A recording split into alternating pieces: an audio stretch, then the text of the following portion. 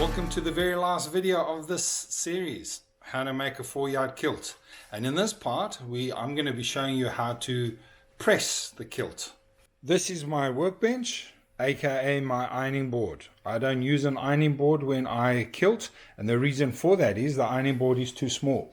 Now, in the old days, I used to put a woolen blanket on here or a towel, but I felt that just used to absorb all the water and the kilt didn't dry. So before I start on this, I've got to sanitize it. Water, this is a pH of 2.5, strong acidic water. It kills 99.999% of anything known to man. Stronger than your household bleach, yet it's just restructured water. So what I'm doing is I'm cleaning my workstation before I start my ironing process. I leave this on for 1 minute and then everything is killed on there. So in my house, we don't use any cleaning products. This is it there. Strong acidic water. So I'm collecting water from my Enagic. It's a medical grade device and it gives me different pH waters. I'm taking pH 6 and I'm going to be opening the faucet. There's the tap.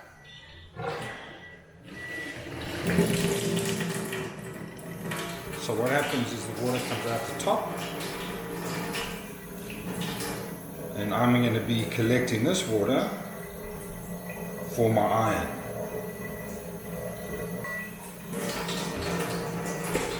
And then I'm going to be collecting more. This is for my spray bottle.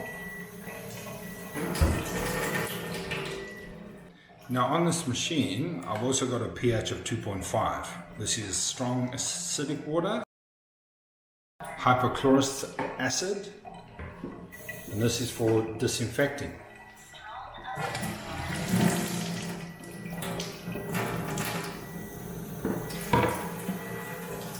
So I'm going to be collecting this down at the bottom there for sanitizing.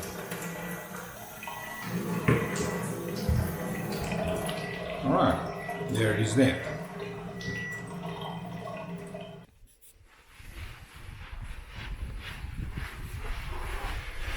Now there's nothing like a nice clean bench in order to put a beautifully finished garment ready for the customer.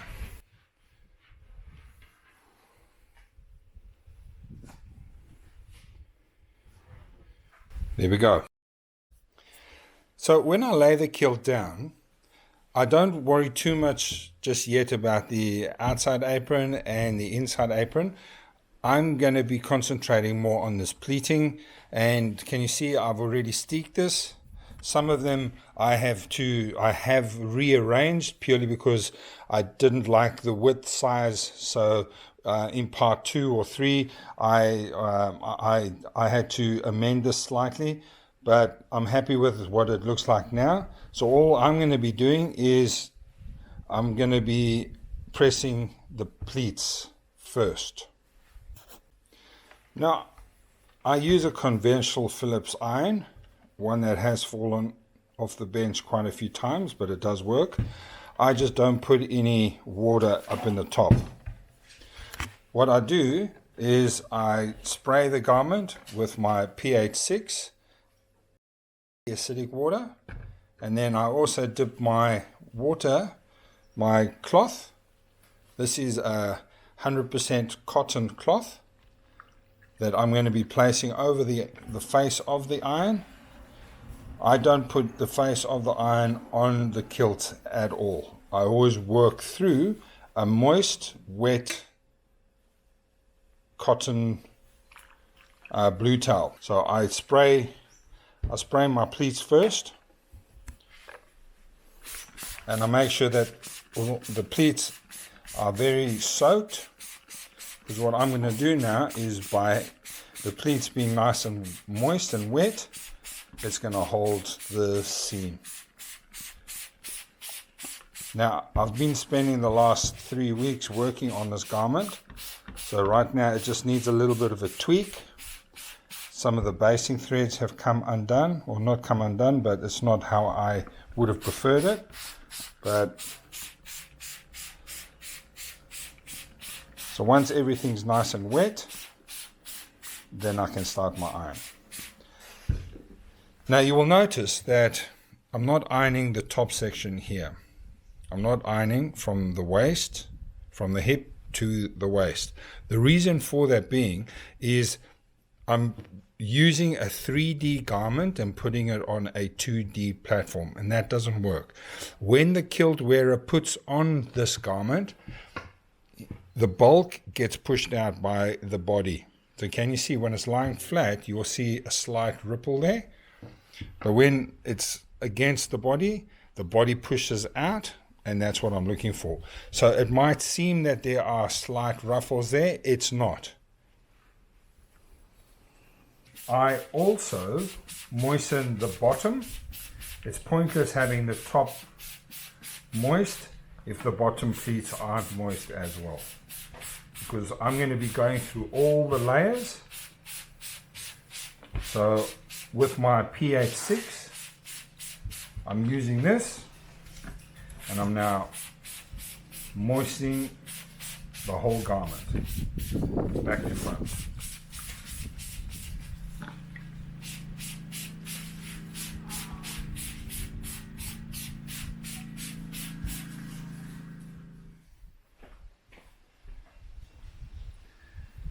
Now, pressing for me is the most rewarding part of the build.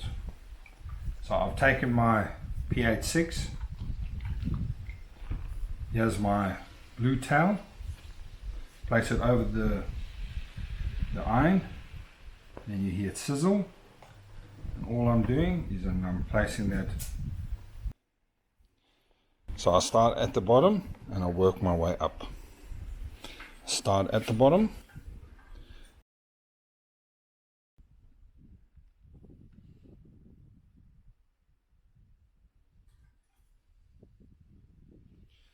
What setting is my iron on? My iron is on wool.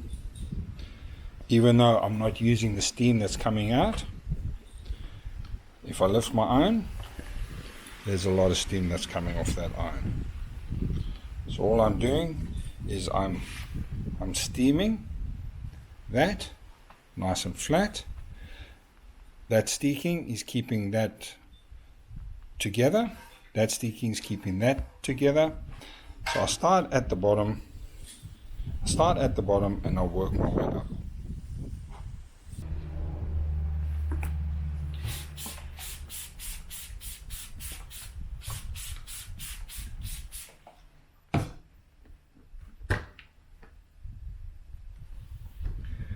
I'm not doing the inside apron or the outside apron first. I always start with the back pleats. And I leave the inside apron and the outside apron to last. So all I'm doing now is I'm moving my iron across the pleats.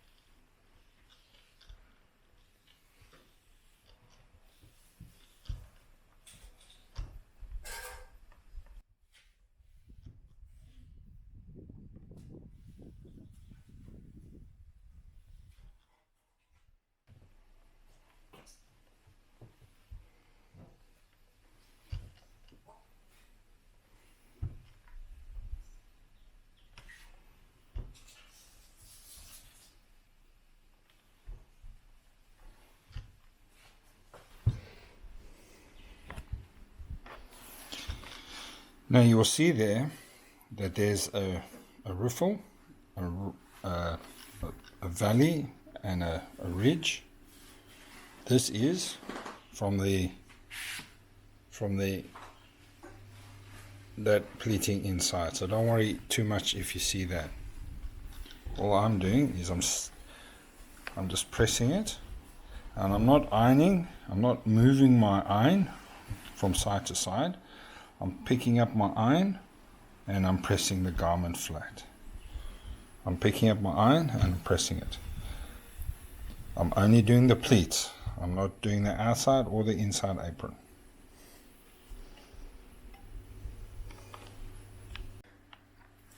So question, how long do you keep the iron on the tartan for? Well, as long as there's a seam formed and the water that is put on there is evaporated, that's what I'm looking for. So I'm not going to have a dry kilt. I leave this overnight and then I turn it tomorrow, and then I will be ironing or pressing the inside. So right now I'm only just doing the outside. That's wet, that is moist. Just as long as the iron's moist and that's moist, that's what I'm looking for. It feels warm to the touch. All the steam, all the water is now steamed off, but it's very wet. So I'll leave this to dry until the morning. What I'm going to do next is I'm going to be pressing the outer apron, the seams, just on the flap over there where my hand is. So I'll do that to the outer apron, and then I'll also iron the inner apron.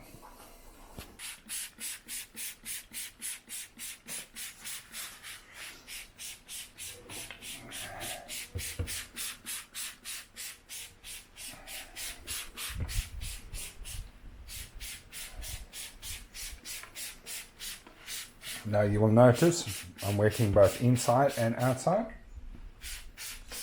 The reason being, this hasn't been ironed yet. So I'm giving a good soaking. Now over here, I'm pushing towards the outside. If I pull that in, this will be turning up. So I'm pulling it towards the outside. I've got my tub of pH 6 water, chemical free, reduced water, restructured acidic water.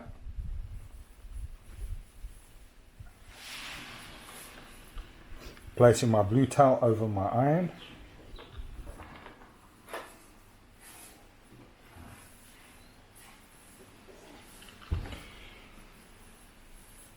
So you will notice that I prefer to iron the kilt in stages, in sections, purely because it is a 2D garment. It's not a 3D garment. Once it's on a body, then the body pushes out the folds. But right now, I am only pressing in these seams. Once the seams are pressed, then the body pushes out the rest of the seams. So don't worry too much if you feel that you've got a few ruffles. The body or the wearer of that kilt will push it out.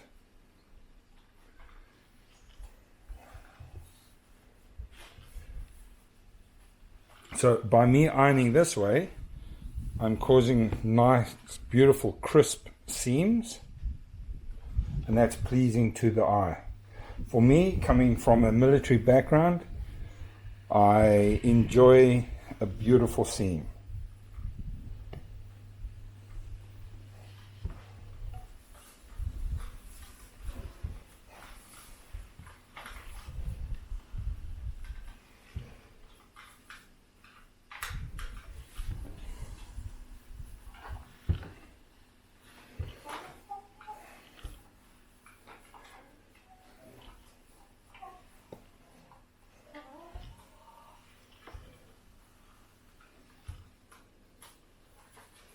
And again, I don't want to disrupt this too much. I'd like the tartan to settle in and then turn it over in the morning. It's 5 o'clock in the afternoon now. Turn it over in the morning and then do the other side. So I enjoy doing the kilt in sections. Just to show you what the seam looks like ironed. Beautiful flat seam. steam rising. Now if I had a towel there, the towel would just absorb that. I've disinfected this with my pH 2.5. So the outside apron, this seemed beautiful. Now I'm going to be doing the inside apron.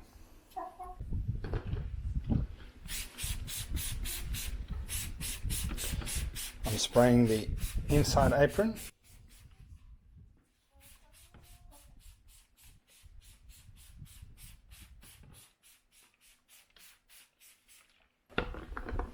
I'm spraying the inside and the outside.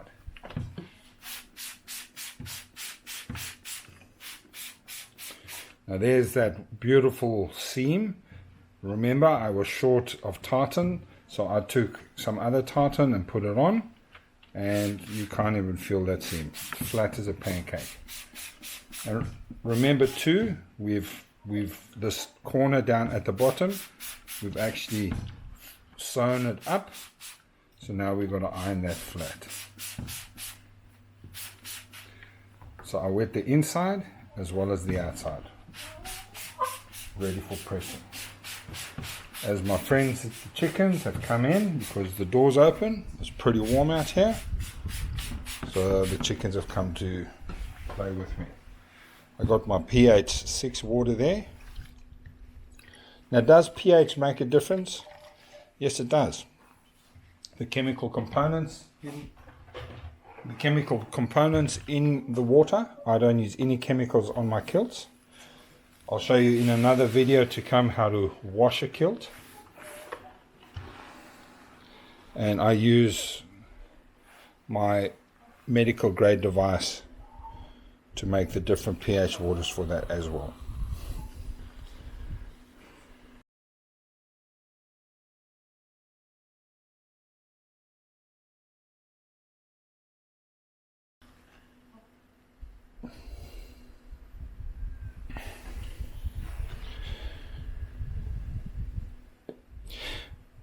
The reason why I don't pay too much attention to ironing the canvas is that it will get wet. There's nothing there. Remember, it's a 3D garment on a 2D plane. So it's pointless for me ironing that because there's nothing there to iron.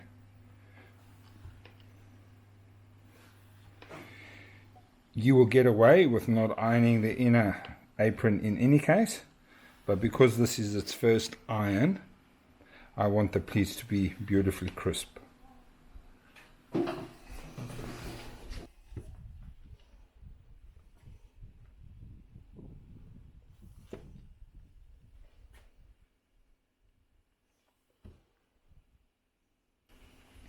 Remember, I'm not ironing, I'm just pressing. This wood here is 100-year-old. I refurbished this about a year ago from an 89-year-old gentleman that retired, and this is what's the wood? Jarrah wood, as tough as nails, Western Australian grown.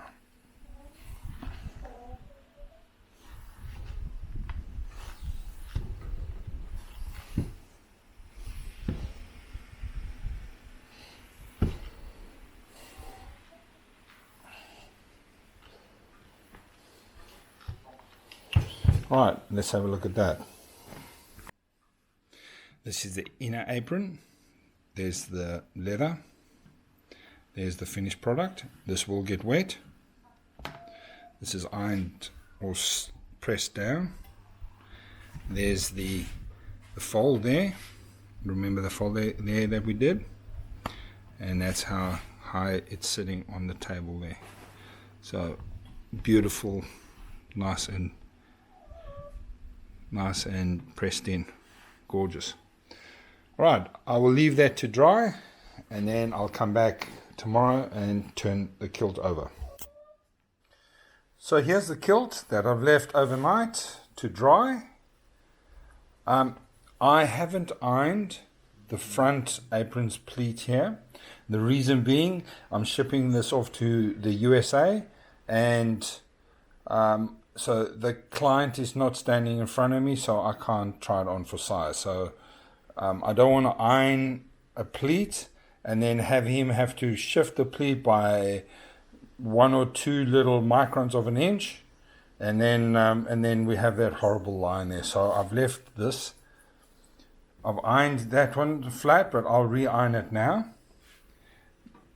There's the beautiful seam, flat, a beautiful crisp flat seams over there, and the outer apron over there.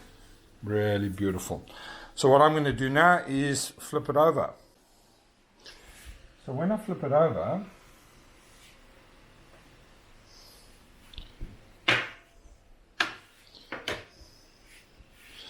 can you see how these have got beautiful, how the seam has already set?